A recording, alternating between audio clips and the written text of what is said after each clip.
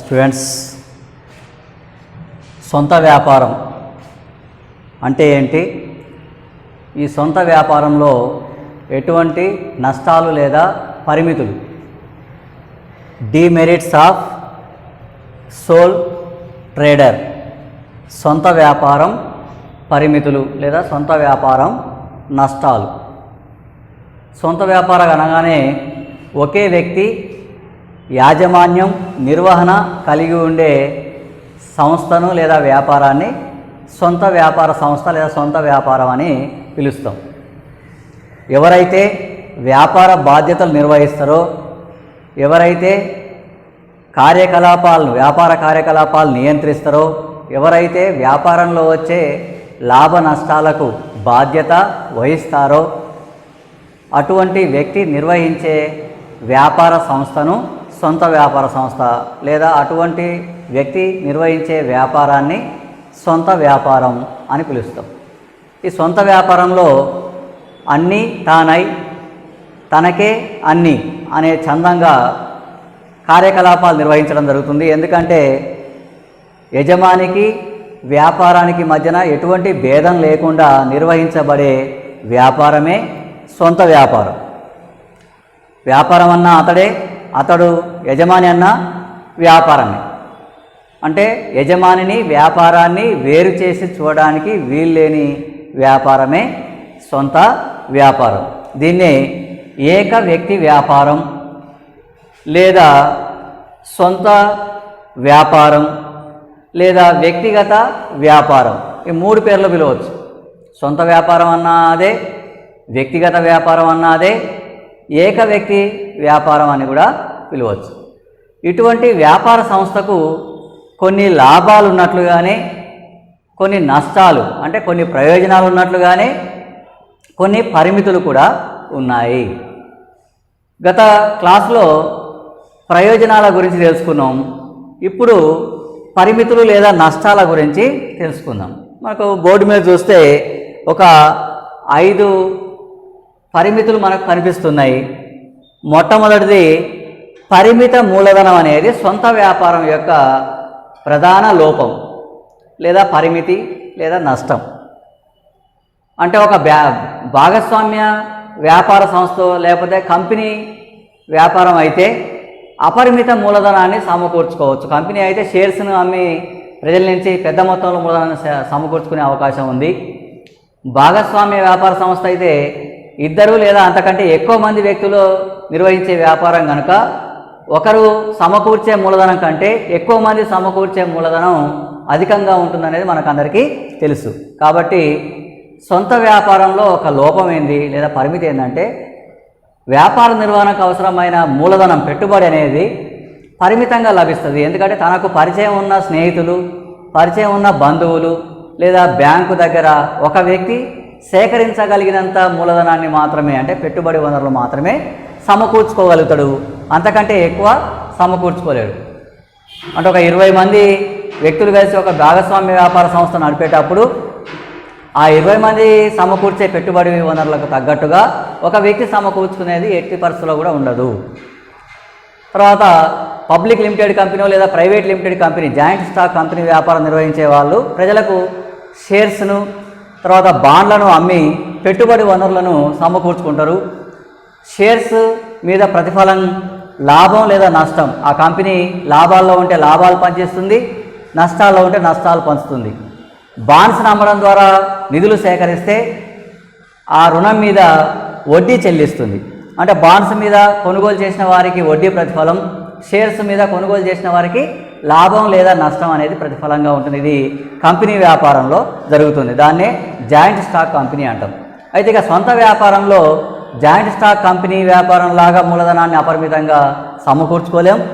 భాగస్వామ్య వ్యాపార సంస్థలో లాగా 10 మంది 20 మంది వ్యక్తులు సమకూర్చినంత మూలధనాన్ని కూడా సమకూర్చుకోలేము. ఒక వ్యక్తికి సాధ్యమైనంత వరకు మాత్రమే బ్యాంకుల వద్దనో, స్నేహితుల వద్దనో, బంధువుల వద్దనో తనకు అవసరమైన మూలధనాన్ని సమకూరుస్తాడు కనుక ఇది లిమిటెడ్గానే ఉంటుంది, అంటే పరిమితంగానే ఉంటుంది. ఇక రెండవ డిమెరిట్ ఏంటంటే, రెండవ లోపం ఏంటంటే పరిమిత నిర్వహణ సామర్థ్యం. ఒకే వ్యక్తి అన్ని రకాల కార్యకలాపాలు నిర్వహించవలసి ఉంటుంది. ప్రతి వ్యక్తికి అన్ని రంగాల్లో నైపుణ్యం ఉండకపోవచ్చు. ఒక వ్యక్తి ఇతరులతో మాట్లాడే నైపుణ్యం ఎక్కువ ఉండొచ్చు, మరొక వ్యక్తికి టెక్నికల్గా నైపుణ్యం ఉండొచ్చు, ఇంకొక వ్యక్తికి మిషనరీ నడిపే నైపుణ్యం ఉండొచ్చు. కాబట్టి వివిధ వ్యక్తుల యొక్క నైపుణ్యాలను వినియోగించుకొని మేలైన పద్ధతిలో యాజమాన్య నిర్వహణ చేయడం అనేది భాగస్వామ్య వ్యాపార సంస్థలో, కంపెనీ వ్యాపారంలో సాధ్యమవుతుంది. కానీ సొంత వ్యాపారంలో ఎక్కువ శాలరీస్ ఇచ్చి ఎంబీఏ చేసిన వాళ్ళను లేకపోతే టెక్నికల్ ఎడ్యుకేషన్ ఇంజనీరింగ్ చేసిన వాళ్ళను తీసుకొని ఆ కంపెనీలో తన వ్యాపారాన్ని వినియోగించుకునే అవకాశం సొంత వ్యాపారంలో ఉండదు. అదే భాగస్వామ్య సంస్థ లేదా కంపెనీ అయితే లక్షల కొద్దీ శాలరీస్ ఇచ్చినా సరే నైపుణ్యం కలిగిన వ్యక్తులను వినియోగించుకుంటుంది. లేదా భాగస్వామ్య వ్యాపార సంస్థ అయితే తన భాగస్తులు ఒక 10 మంది ఉంటే 10 మంది 10 రకాల నైపుణ్యాలు కలిగి ఉంటారు. 10 రకాల పనులను భాగస్తులకే అప్పచెప్పడం జరుగుతుంది. అంటే మేనేజింగ్ డైరెక్టర్గా ఒకరు, కార్యనిర్వాహకులుగా ఒకరు, తర్వాత సెక్రటరీగా నిర్వహించడం అంటే మూలధనం సమీకరించే వాళ్ళు ఒకరు, బిజినెస్ సంబంధించిన విషయాలు చూసుకునే అకౌంట్స్ చూసుకునే వాళ్ళు ఒకరు, తర్వాత మార్కెటింగ్ చేసే వాళ్ళు ఒకరు. ఇలా అన్ని రకాల వ్యవహారాలు చూసుకోవడానికి వారి వారి నైపుణ్యాన్ని బట్టి, తెలివితేటలను బట్టి మేలైన పద్ధతిలో వినియోగించుకునే యాజమాన్యాలను వినియోగించుకునే అవకాశం భాగస్వామ్య వ్యాపారంలో ఉంటుంది తప్ప సొంత వ్యాపారంలో ఉండదు. ఒకే వ్యక్తికి అన్ని రకాల నైపుణ్యాలు ఉండడం సాధ్యం కాదు కనుక నిర్వహించే విషయంలో కూడా అన్ని రకాల నిర్వహణలో తన తెలివితేటలు మేలైన పద్ధతిలో, ఆప్టిమం పద్ధతిలో వినియోగించుకునే అవకాశం ఇక్కడ తక్కువగా ఉంటుంది. విడివిడిగా నైపుణ్యం కలిగిన వ్యక్తులతో పోలిస్తే ఒకే వ్యక్తి అన్ని రకాల పనులను మేలైన పద్ధతిలో వినియోగించే అవకాశం తక్కువ. అందుకే ఇక్కడ పరిమిత నిర్వహణ సామర్థ్యం అంటున్నాం. ఇక అపరిమిత రుణ బాధ్యత. ఇక్కడ ఉన్న లోపం ఏంటంటే సొంత వ్యాపారంలో నష్టం వస్తే సొంత ఆస్తులను కూడా అమ్ముకోవచ్చు, అమ్మి కట్టాల్సిన పరిస్థితి వస్తుంది. ఎందుకంటే యజమానికి వ్యాపార సంస్థకు తేడా అనేది సొంత వ్యాపారంలో ఉండదు. అదే భాగస్వామ్య వ్యాపారంలో అయితే 10 మంది భాగస్తులు ఉంటే వచ్చిన నష్టాన్ని 10 మంది వాటా వేసుకుంటారు. కంపెనీ వ్యాపారం అయితే కొన్ని వందల మంది, లక్షల మంది షేర్ హోల్డర్స్ ఉంటే ఆ వచ్చిన నష్టాన్ని ఆ లక్షల మందికి లేదా వందల మందికి పంచి తన సొంత ఆస్తులను అమ్మాల్సిన పరిస్థితి అక్కడ రాకపోవచ్చు. కానీ పూర్తి నష్టభయాన్ని తానే వహించి చేసిన అప్పులన్నిటికీ నష్టపోతే, సంస్థ దివాలా తీస్తే, వ్యాపారం నష్టపోతే ఆ నష్టాన్ని మొత్తం కూడా యజమానే భరించాల్సిన పరిస్థితి సొంత వ్యాపారం. దాన్ని ఏమంటాం అంటే అపరిమిత రుణ బాధ్యత అంటున్నాం. ఇక నెక్స్ట్ ఇంకొక లోపం ఏంటంటే అవిచ్ఛిన్నత లోపం. సొంత వ్యాపారం నడిపే యజమాని అనారోగ్యం పాలైనా, లేకపోతే అంగవైకల్యం పాలైనా, లేకపోతే మరణించినా, లేదా దివాలా తీసిన ఆ వ్యాపారం అక్కడితో క్లోజ్ అయిపోతుంది. కంటిన్యూగా ఆయన మరణాంతరం అదే సంస్థ వ్యాపారం అనేది కొనసాగే అవకాశం ఉండొచ్చు, ఉండకపోవచ్చు. తాను అనారోగ్యం పాలై వ్యాపారం నడపలేకపోతే అన్ని రోజులు ఆ వ్యాపారం ఇతరులకు నైపుణ్యం లేదు కాబట్టి, తన కుటుంబ సభ్యులకు నైపుణ్యం లేకపోతే ఆ సంస్థను మూసివేయాల్సిన పరిస్థితి ఏర్పడుతుంది.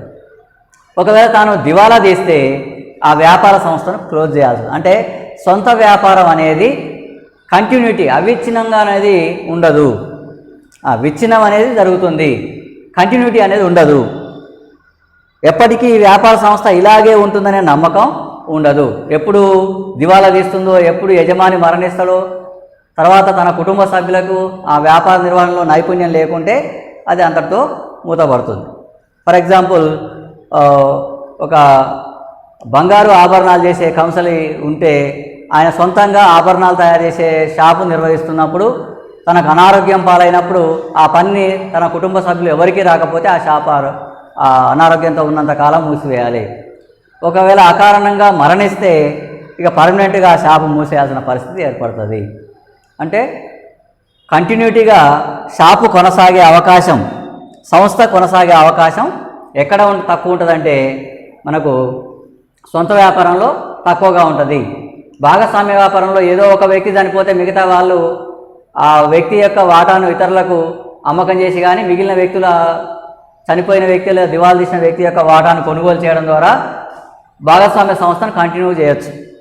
అదే కంపెనీ వ్యాపారంలో ఏదో కొంతమంది షేర్ హోల్డర్స్ మరణించినంత మాత్రాన, దివాళా తీసినంత మాత్రాన ఆ షేర్స్ను ఇతరులకు అమ్ముకొని కంపెనీ అనేది కంటిన్యూ అవుతుంది. కానీ సోల్ ప్రొప్రైటర్షిప్లో, సోల్ ట్రేడర్లో యజమాని మరణించిన, అనారోగ్యం పాలైన, దివాలా తీసిన ఆ సంస్థ మనుగడ అనేది ప్రశ్నార్థకం. ఉంటుందా కొనసాగే అవకాశం లేదని కూడా చెప్పొచ్చు. అందుకే దాన్ని అవిచ్ఛిన్నత లోపం అంటాం. ఇక అధిక తెగింపు.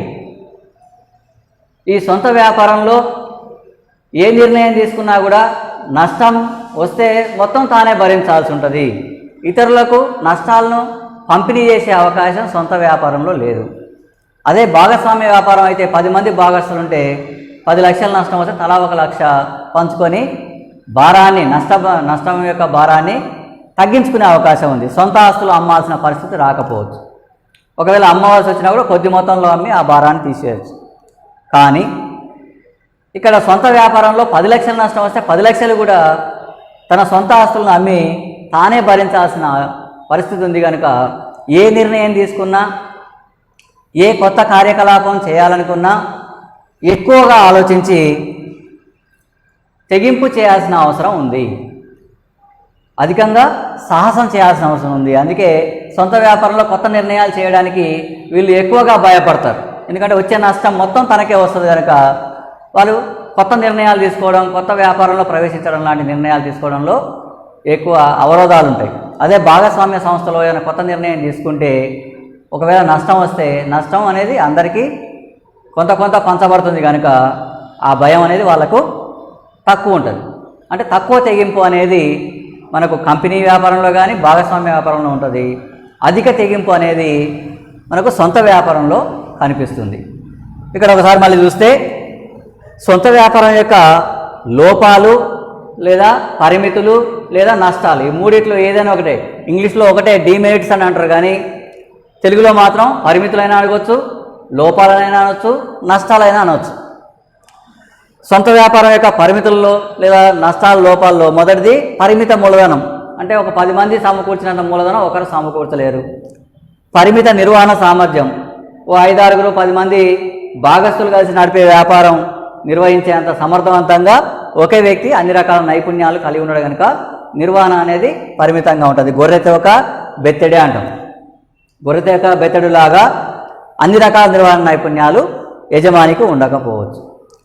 తర్వాత అపరిమిత రుణ బాధ్యత.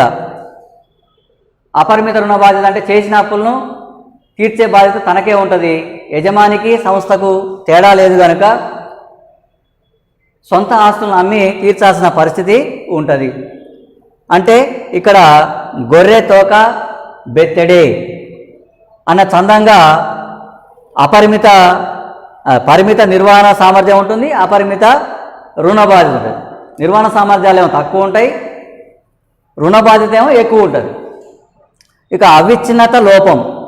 యజమాని మరణించిన, దివాళా తీసిన, అనారోగ్యం పాలైన ఆ సంస్థ మనుగడ ప్రశ్నార్థకం. కొనసాగుతుందా లేదా మూతపడే అవకాశాలే ఎక్కువ ఉంటాయి. తర్వాత అధిక తెగింపు. ఎక్కువ సాహసం చేయాల్సి ఉంటుంది. ఎందుకంటే వచ్చే నష్టం మొత్తం ఇతరులకు ఎవరికి పంచే అవకాశం లేదు, కూడా తానే భరించాలి కనుక ఎక్కువ ఆలోచించి చేయాల్సి వస్తుంది. అందుకే ఒక నిర్ణయానికి రావడానికి చాలా సమయం తీసుకోవడం అనేది ఎక్కడ జరుగుతుందంటే సొంత వ్యాపారంలో జరుగుతుంది. Okay, thank you.